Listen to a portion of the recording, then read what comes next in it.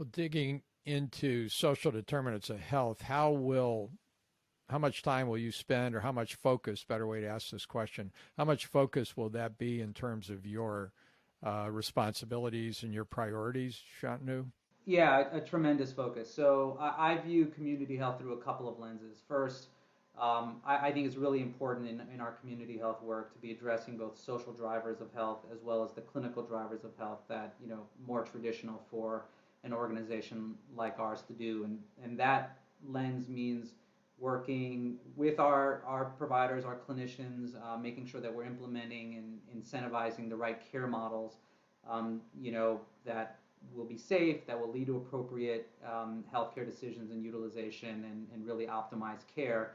And then at the same time, working with community level resources. And that might be community based organizations, other players. There's new startups and emerging actors in this area in particular that I think we can work with to make sure that we are accounting for the context of our members and our associates' lives, right? That we are inclusive of that thinking and trying to integrate as best as possible those social risk interventions with our clinical risk interventions.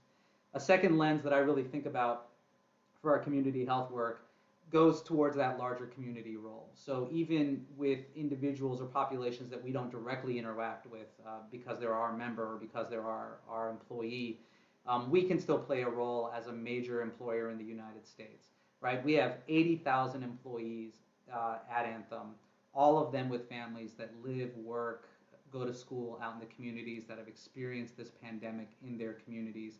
All of those people, I think, can be ambassadors for our community health strategy if we give them the right resources, if we help educate them and train them in how to think about community health. And then, of course, we have all of our philanthropic work as well. And so making sure we're really specific, we are driven by a set of priorities, that we are assessing our outcomes across all of our different levels of community health engagement.